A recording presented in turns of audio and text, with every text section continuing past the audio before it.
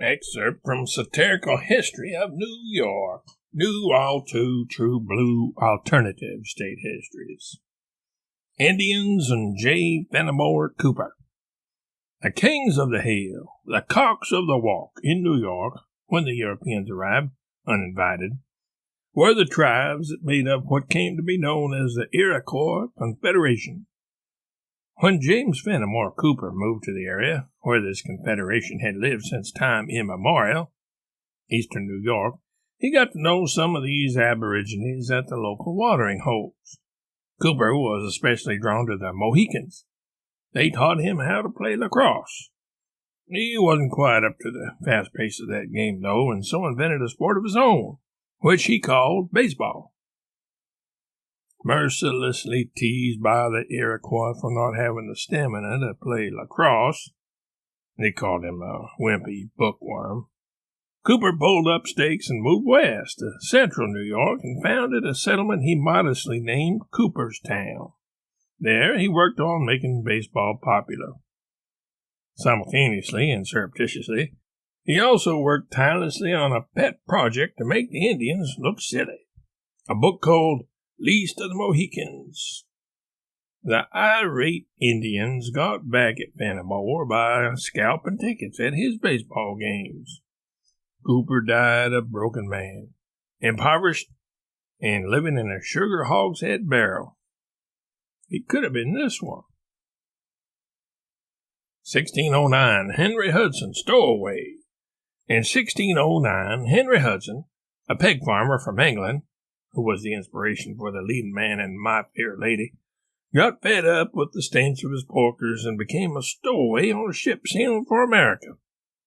When the crew of the ship finally discovered him, hiding in an apple barrel in the hold of the vessel, they dragged him up to the captain of the ship to see what punishment that august fellow wanted to mete out to the unwelcome passenger. Fortunately for Henry, the captain took a liking to the young lad, and even named the river up which they were sailing after him. Tragically, when the boat was tied up at Albany taking on coal, Henry was bitten by a rabid duck-billed platypus while taking a swim near the shore of the river named in his honor. To protect himself from himself, his mates fashioned a collar that would prevent him from biting himself in the neck. You can see that in the image below, which was drawn before the hydrophobia had its full effect. 1614, Origin of NYC. Everybody knows the giant metropolis in New York State as New York City nowadays. It wasn't always named that, though. The Indians who lived there simply called it home. But when the first European settlers came to the area from the Netherlands, Holland, they gave it the name New Amsterdam. They did this after watching beaver along the East River as these rodents of unusual size built dams by gnawing down trees and towing them across the narrowest parts of the river. When no humans were looking, they sometimes used cables and winches to make their engineering work easier. Anyway, the Dutchmen had never seen beavers before and mistook them for hamsters. So, since the place was situated near the New Amsterdam, that's what they named their new city. Later, the British barged in and took over the city and renamed it according to their lights. They called it New York for the peppermint patties that grew in the paddies next to the beaver dams, and which were served to arrested Irishmen as they were transported to jail in the paddy wagons. The bobbies gave the patties, not so much out of affection, but to modify the smell of Guinness that otherwise permeated the close quarters. New York City is so big that it is divided up into 5 sub-cities. These are called boroughs. The reason they are called that is because each one covers a large enough area that it would take a burro a whole day to walk around it. To determine the boundaries of each borough, Don Quixote's sidekick Sancho Panza was hired to ride his sidekick Tapo.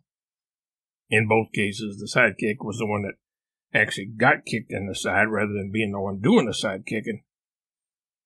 Here is Sancho Panza riding Dapple in his pre-New York days as he was traveling around Spain with his old boss, Don Quixote. 1765, Stamp Act riot.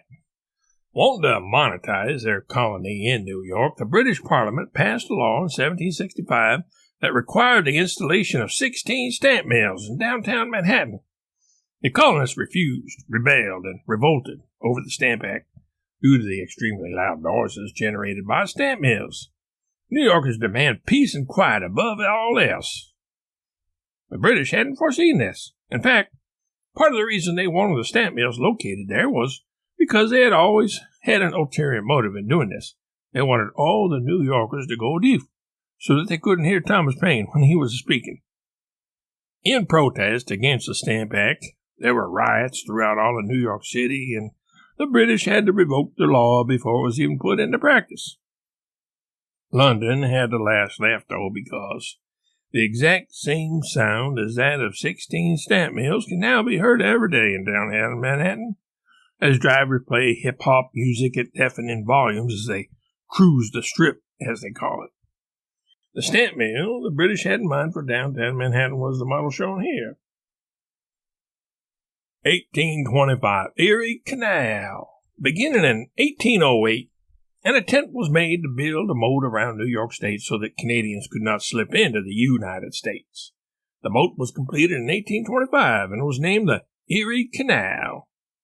Before this impediment was put in their way, the Canadians would often sneak into the country in an attempt to interest the United Staters in hockey and maple bars. Thomas Jefferson, the United States President at the time, considered this a form of cultural imperialism, and saw to it that the Erie Canal was completed to keep the Canadians at bay. One dark, snowy day, a workman on the big ditch complained that the ambiance seemed eerie to him.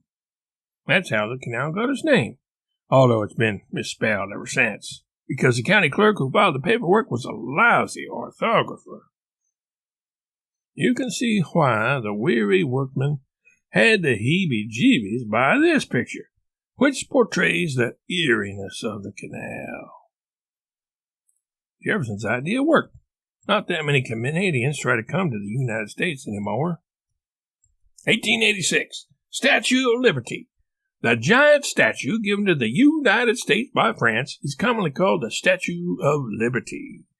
The actual name of the work, for which Gibson girl Emma Lazarus posed, is Liberty Enlightening the World. As you can see in the image below, the verdigris lady is holding aloft a giant ice cream cone so that her little brother and sister won't be able to take it from her. A plaque at the base of the statue reads, "I scream, you scream, we all scream for ice cream." 1892 to 1924, Ellis Island. After the United Staters got established in New York, many other people, especially Europeans, wanted to move over. This was mainly because of the rave reviews they had read about Nathan's hot dogs, New York-style pizza, and the courteous drivers in New York. To accommodate all these newcomers, an island was built as a welcome center and reception area. This gala resort was especially busy between 1892, when it was christened Ellis Island, for New York Yankees pitcher Doc Ellis, who was named that because he was born on the dock there, and 1924. During that period, 16 million new arrivals to America's shores were processed. That's an average of 500,000 per year, or 42,000 per month, or 1,400 per day. Among the people who came into America via Ellis Island over the years include Napoleon Bonaparte, Napoleon Dynamite, Jimmy Walker, and Barack Obama, who was born in Ireland.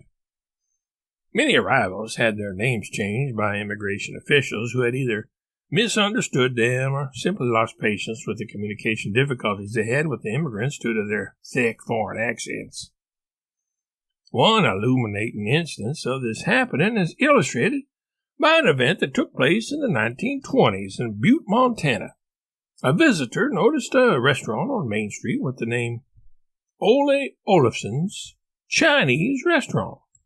This intrigued him, as he could not understand why a Scandinavian would be running a Chinese restaurant.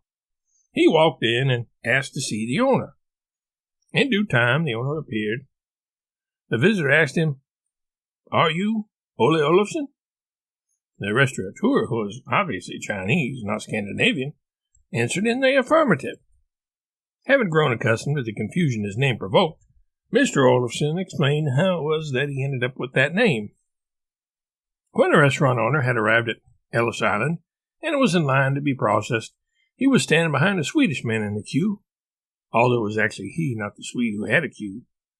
The Swedish man was asked his name by the Ellis Island official, and the Swede replied, Ole Olafsen. When the Chinaman's turn came next, he was asked the same question, and he responded, same ting. In the picture below, Ellis Island is depicted on one of its busier days. For all we know, this is Mr. Olafsen's family. 1933, King Kong scales the Empire State Building.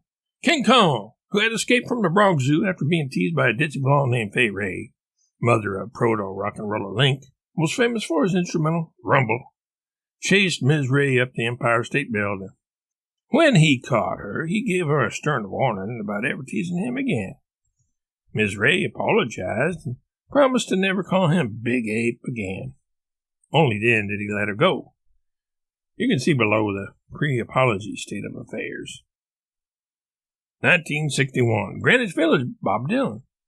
The times changed in 1961 when Gopher Stater Bob Dylan arrived in Greenwich Village. Greenwich Village is ground zero for time.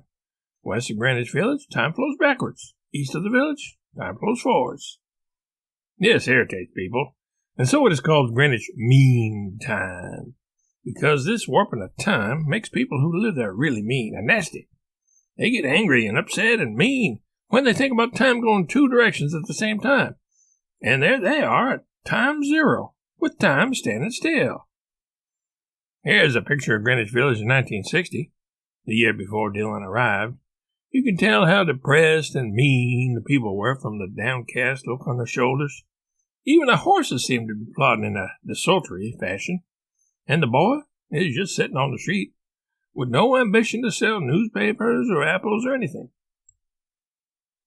1969, Woodstock. In White Lake, New York, a 3-day-long aquarium exposition was presented in the summer of 1969. Expecting only a few thousand people to show up, it ended up being millions. Every hippie in the world was there. If you don't believe that, ask any old hippie you know. They were there. Some people had been in such a hurry to get to the happening that they had forgotten their clothes. Unfortunately, none of the farmers in the neighborhood were willing to lend them any, either. Some of the musical groups that performed at the festival were quite famous at the time, but they are all totally forgotten today, lost in the dim mists of time gone by. Among these were City Joe and the Fowls, Jimmy Hydrox, Janice Kansas City, John Sebastian Bach and the Lovin' Forkful, and 10 years before. 1970s, Love Canal.